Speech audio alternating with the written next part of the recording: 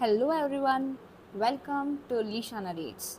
Today we are going to start the fifth chapter of our series of the book Think and Grow Rich by Napoleon Hill. So let's start.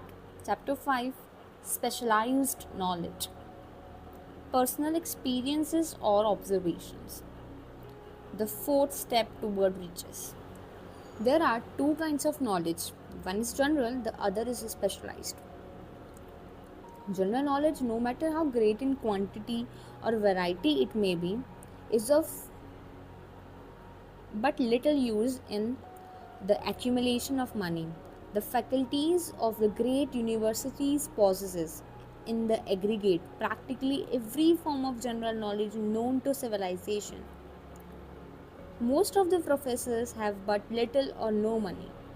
They specialize on teaching knowledge, but they do not specialize on the organization or the use of knowledge. Knowledge will not attract money unless it is organized and intelligently directed through practical plans of action to the definite end of accumulation of money. Lack of understanding of this fact has been the source of confusion to millions of people who falsely believe that knowledge is power. It is nothing of the sort. Knowledge is only potential power. It becomes power only when and if it is organized into definite plans of action and directed to a definite end.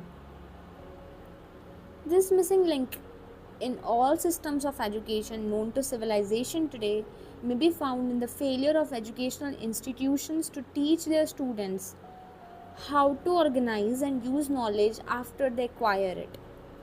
Many people make the mistakes of assuming that because Henry Ford had but little schooling, he is not a man of education. Those who make this mistake do not know Henry Ford, nor do they understand the real meaning of the word educate. That word is derived from the Latin word educo, meaning to educe, to draw out, or to develop from within. An educated man is not necessarily one who has an abundance of general or specialized knowledge. An educated man is one who has so developed the faculties of his mind that he may acquire anything he wants or its equivalent without violating the right of others.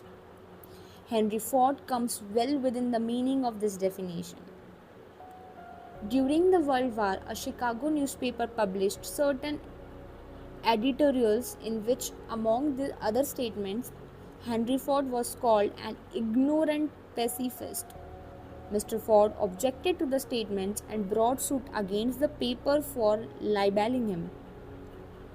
When the suit was tried in the courts, the attorneys for the paper pleaded justification and placed Mr. Ford himself on the witness stand for the purpose of proving to the jury that he was ignorant.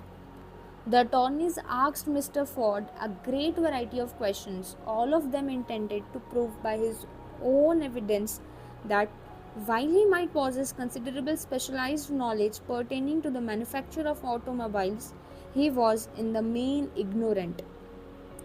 Mr. Ford was plied with such questions as the following: who was Benedict Arnold, and how many soldiers did the British send over to America to put down the rebellion of 1776? In answer to the last question, Mr. Ford replied, I do not know the exact number of soldiers the British sent over, but I have heard that it was a considerably larger number than ever went back.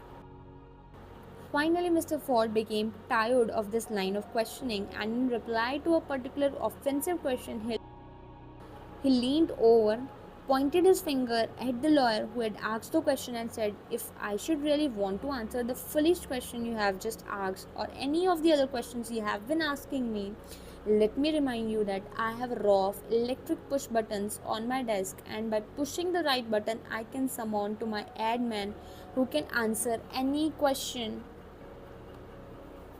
I desire to ask concerning the business to which I am devoting most of my efforts. Now, will you kindly tell me why I should clutter up my mind with general knowledge for the purpose of being able to answer questions when I have men around me who can supply any knowledge I require?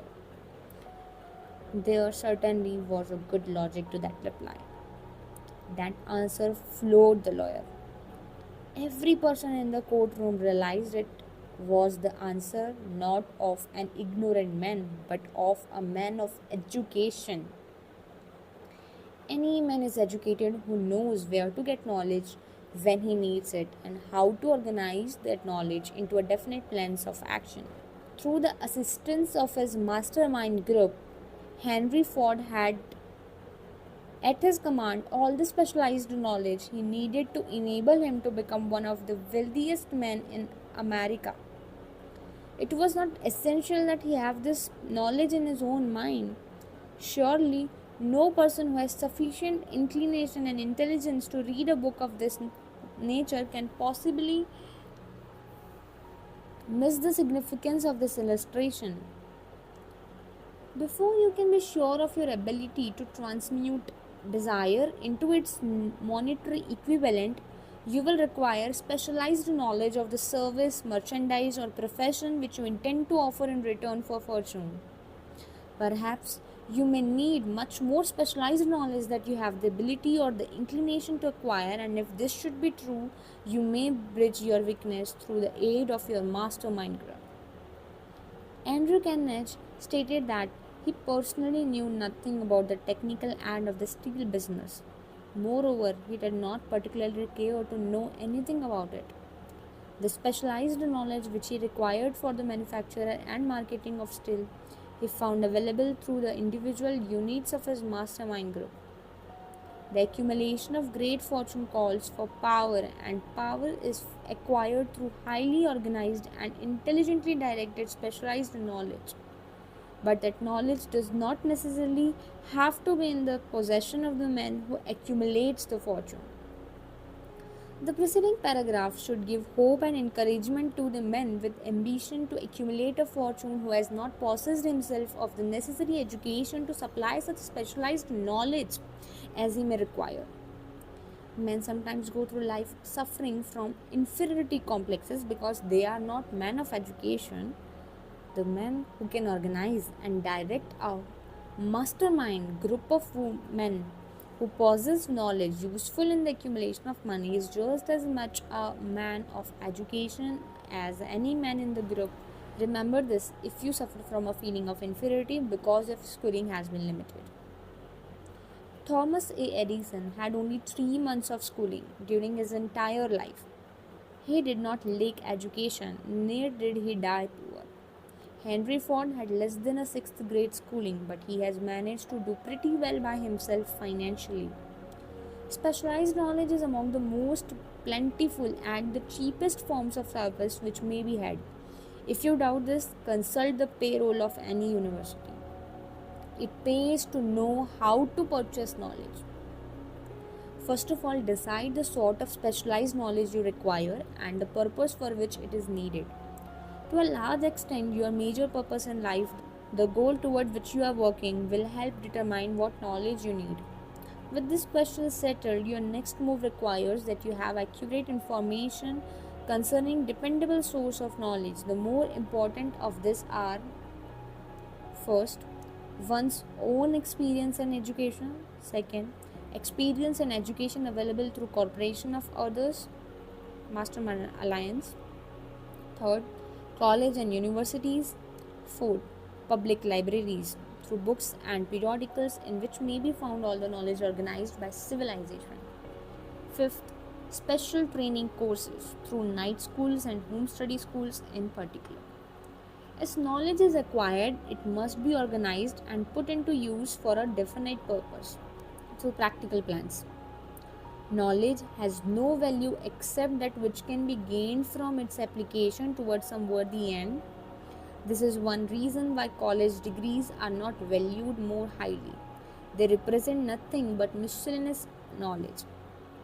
If you contemplate taking additional schooling, first determine the purpose for which you want the knowledge you are seeking, then learn where this particular sort of knowledge can be obtained from reliable sources. Successful men in all callings never stop acquiring specialized knowledge related to their major purpose, business, or profession. Those who are not successful usually make the mistakes of believing that the knowledge acquiring period ends when one finishes school.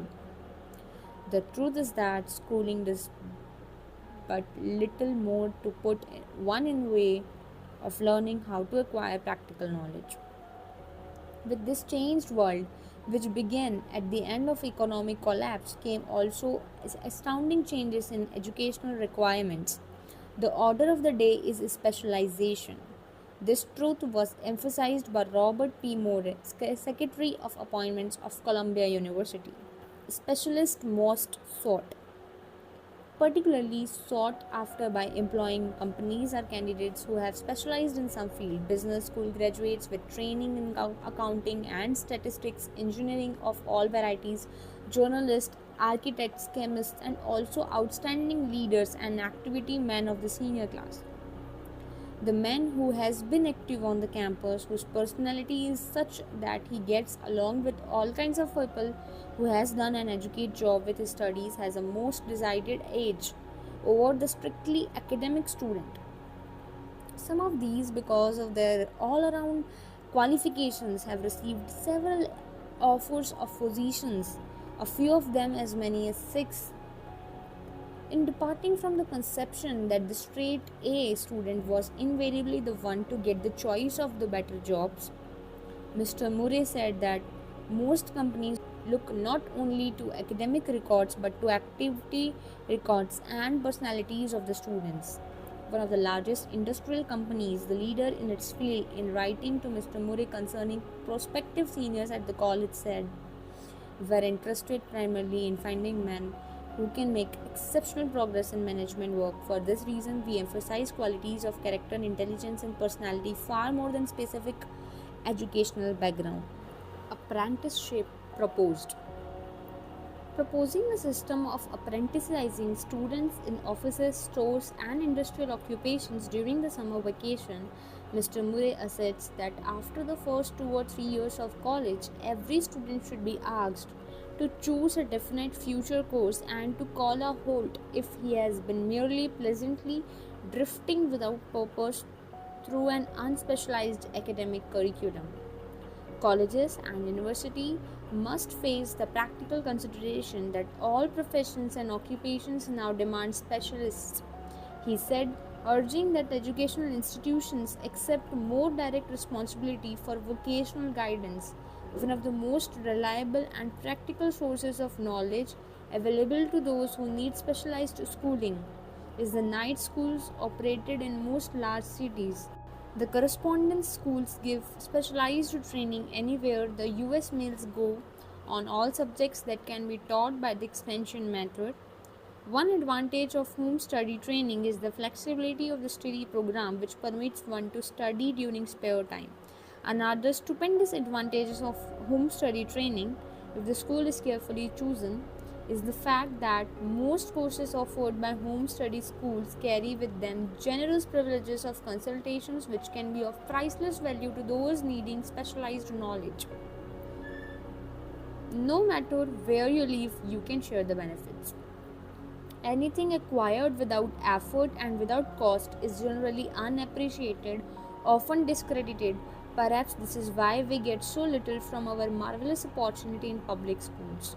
The self-discipline one receives from a definite program of specialized study makes up to some extent for the wasted opportunity when knowledge was available without cost.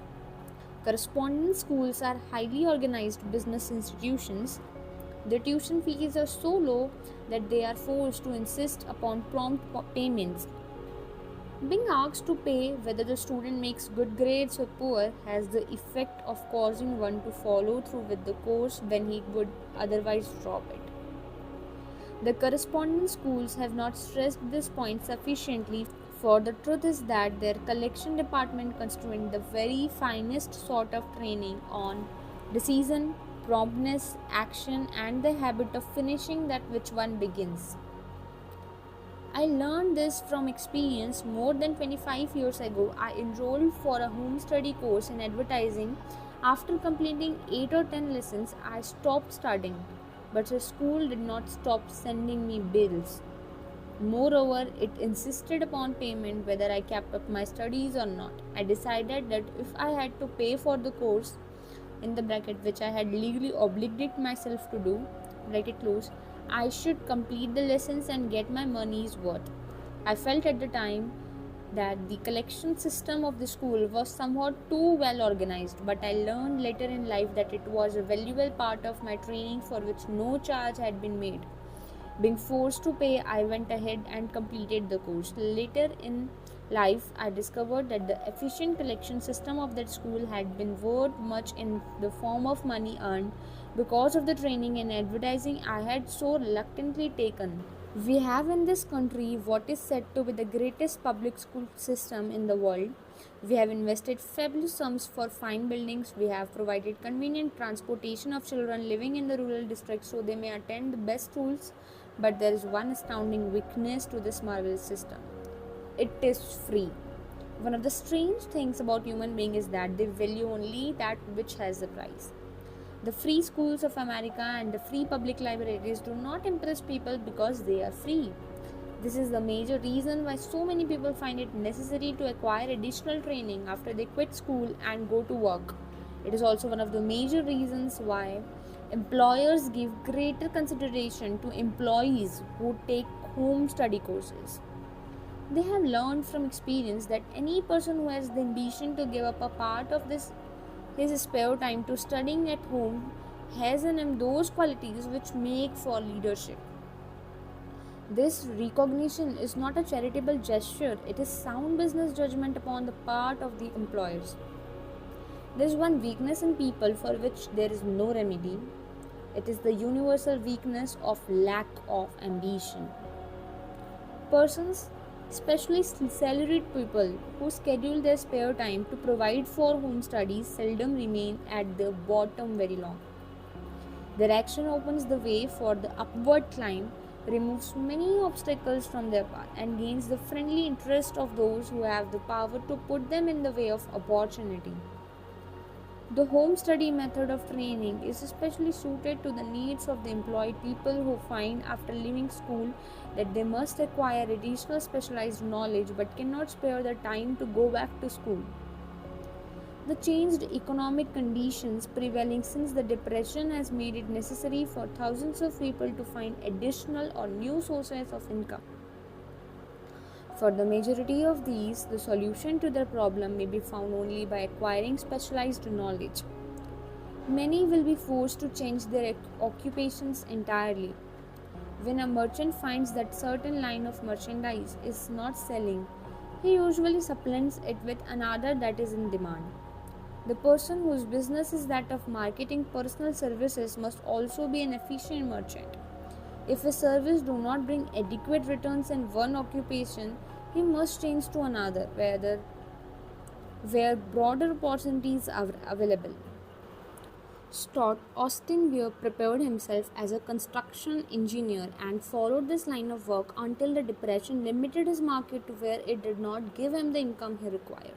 He took inventory of himself, decided to change his profession to law, went back to school and took special courses by which he prepared himself as a corporation lawyer. Despite the fact the Depression had not ended, he completed his training, passed the bar examination, and quickly built a lucrative law practice in Dallas, Texas. In fact, he is turning away clients.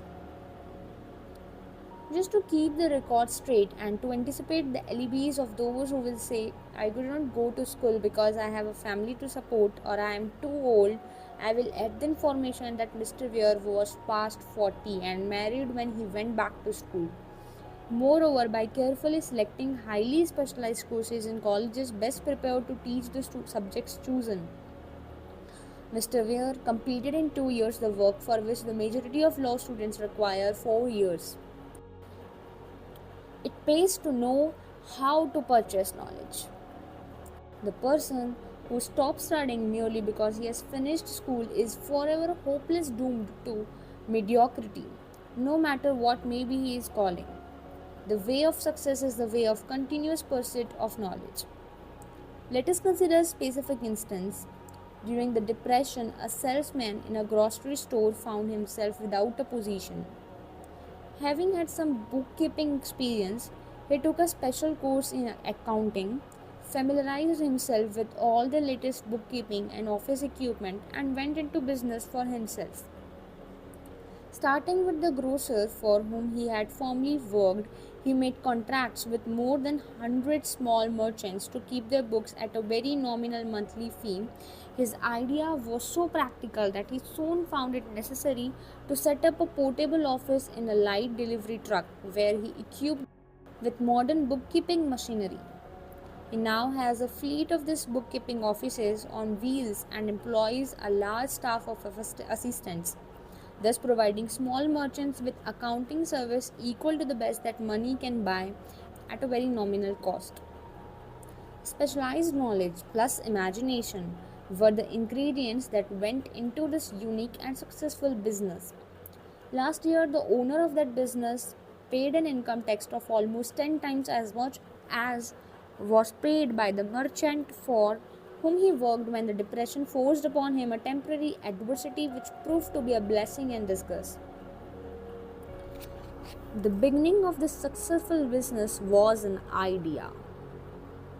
And as much as I had the privilege of supplying the unemployed salesman with that idea, I now assume the further privilege of suggesting another idea which has within it the possibility of even greater income. Also, the possibility of rendering useful service to thousands of people who badly need that service. The idea was suggested by the salesman who gave up selling and went into the business of keeping books on a wholesale basis. When the plan was suggested as a solution of his unemployment problem, he quickly exclaimed, "I like the idea, but I would not know how to turn into cash." In other words, he complained he would not know how to market his bookkeeping knowledge after he acquired it. So that brought up another problem which had to be solved. With the aid of young woman typists clever at hand lettering who could put the story together, a very attractive book was prepared describing the advantages of new system of bookkeeping.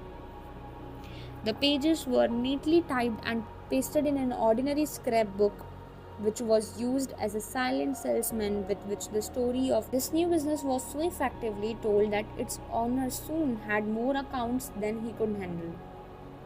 There are thousands of people all over the country who need the services of merchandising specialists capable of preparing an attractive brief for use in marketing personal services. The aggregate annual income from such a service might easily exceed that received by the largest employment agency, and the benefits of the service might be made far greater to the purchaser than any to be obtained from an employment agency. The idea here described was born of necessity to bridge an emergency which had to be covered, but it did not stop by merely serving one person. The woman who created the idea has a keen imagination. She saw in her newly born brainchild the making of new profession, one that is destined to render valuable service to thousands of people who need practical guidance in marketing personal service. Spurred to action by the instantaneous success of her first prepared plan to market personal services, this energetic woman turned next to the solution of similar problem for her son who had just finished college but who had been totally unable to find a market for his services. The plan she originated for his use was the finest specimen of merchandising of personal services I have ever seen. When the plan book had been completed, it contained nearly 50 pages of beautifully typed, properly organized information telling the story of her son's native ability, schooling, personal experience, and a great variety of other information too extensive for description. The plan book also contained a complete description of the position her son desired, together with a marvelous word picture of the exact plan he would use in filing the position. The preparation of the plan book required several weeks' labor, during which time its creator sent her son to the public library almost daily to procure data needed in selling his services to best advantage. She sent him also to all the competitors of his prospective employer and gathered from them vital information concerning their business methods, which was of great value in the information of the plan he intended to use in the filling the position he sought. When the plan had been finished, it contained more than half a dozen very fine suggestions for the use and benefit of the prospective employer. In the bracket, the suggestions were put into use by the company. One may be inclined to ask, why go to all this trouble to secure a job? The answer is straight to the point. Also, it is dramatic because it deals with a subject which assumes the proportion of tragedy with millions of men and women whose sole source of income is personal services. The answer is, doing a thing well never is trouble. The plan prepared by this woman for the benefit of her son helped him get the job for which he applied at the first interview at a salary fixed by himself. Moreover, and this too is important, the position did not require the young man to start at the bottom. He began as a junior executive at an executive salary. Why go to all this trouble, do you ask? Well, for one thing, the planned presentation of this young man's application for a position clipped off no less than 10 years of time he would have required to get to where he began, had he started at the bottom and worked his way up. This idea of starting at the bottom and working one's way up may appear to be sound, but the major objection to it is this: too many of those who begin at the bottom never manage to lift their heads high enough to be seen by opportunity, so they remain at the bottom. It should be remembered also that the outlook from the bottom is not so very bright or encouraging. It has a tendency to kill off ambition. We call it getting into a rut, which means that we accept our fate because we form the habit of daily routine, a habit that finally becomes so strong we cease to try to throw it off. And that is another reason why it pays to start one or two steps above the bottom. By so doing, one forms the habit of looking around, of observing how others gets ahead, of seeing opportunity and of embracing it without hesitation. Dan Helping is a splendid example of what I mean. During his college days, he was manager of the famous 1913 National Championship Notre Dame football team when it was under the direction of the late Knute Rockne. Perhaps he was inspired by the great football coach to aim high and not mistake temporary defeat for failure, just as Andrew Carnegie, the great industrial leader, inspired his young business lieutenants to set high goals for themselves. At any rate, young Helping finished college at a mighty unfavorable time when the depression had made jobs scarce. So after a flinch at investment banking and motion pictures, he took the first opening with a potential future he could find, selling electrical hearing aids on a commission basis. Anyone could start in that sort of job, and Helping knew it. But it was enough to open the door of opportunity to him. For almost 2 years, he continued in a job not to his liking, and he would never have risen above that job if he had not done something about this dissatisfaction. He aimed first at the job of assistant sales manager of his company and got the job. That one step upward placed him high enough above the crowd to enable him to see still greater opportunities. Also, it placed him where opportunity could see him. He made such a fine record selling hearing aids that A.M. Andrews, chairman of the board of the Dictograph Products Company, a business competitor of the company for which Helping worked, wanted to know something about that man Don Helping, who was taking big sales away from the long-established Dictograph Company. He sent for Helping when the interview was over. Helping was the new sales manager in charge of the Acousticon division. Then, to test young Helping's mettle, Mr. Andrew went away to Florida for 3 months, leaving him to sink or swim in his new job. He did not sink. Knute Rockne's spirit of all the world loves a winner and has no time for loser inspired him to put so much into his job that he was recently elected vice president of the company and general manager of the Acousticon and Silent Radio division, a job which most men would be proud to earn through 10 years of loyal effort. Halpin turned the trick in little more than 6 months. It is difficult to say whether Mr. Andrews or Mr. Halpin is more deserving of eulogy, for the reason that both showed evidences of having an abundance of that very rare quality known as imagination. Mr. Andrews deserves credit for seeing in young Halpin a go-getter of the highest order. Halpin deserves credit for refusing to compromise with life by accepting and keeping a job he did not want. And this is one of the major points I am trying to emphasize through this entire philosophy, that we rise to high positions or remain at the bottom because of conditions we can control if we desire to control them. I'm also trying to emphasize another point, namely that both success and failures are largely the results of habit. I have not the slightest doubt that Dan Halpin's close association with the greatest football coach America ever knew planted in his mind the same brand of desire to excel with Notre Dame football team world famous. Truly, there is something to the idea that hero worship is helpful, provided one worships a winner. Halpin tells me that Rockne was one of the world's greatest leaders of men in all history. My belief in the theory that business associations are vital factors both in failure and in success was recently demonstrated when my son Blair was negotiating with Dan Halpin for a position. Mr. Halpin offered him a beginning salary of about one half what he could have gotten from a rival company. I brought parental pressure to bear and induced him to accept the place with Mr. Halpin because I believe that close association with one who refuses to compromise with circumstances he does not like is an asset that can never be measured in terms of money. The bottom is monotonous, dreary, unprofitable place for any person. That is why I have taken the time to describe how lowly beginnings may be circumvented by proper planning.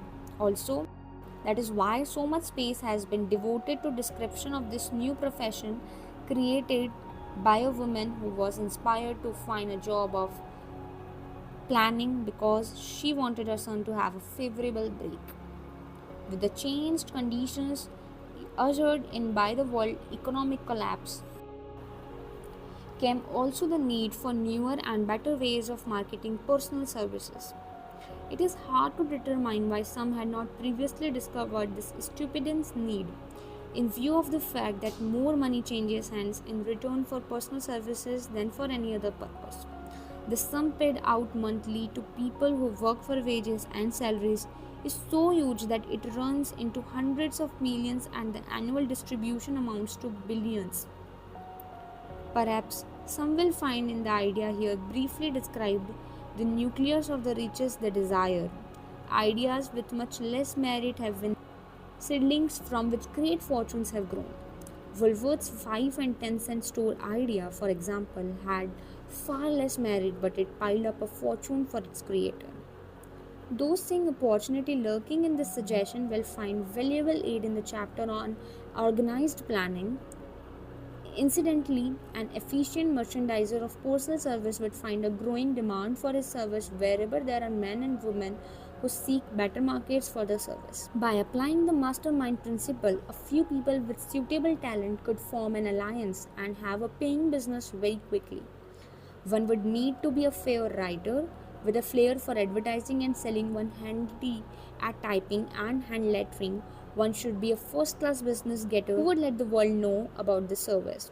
If one person possessed all these abilities, he might carry on the business alone until it outgrew him.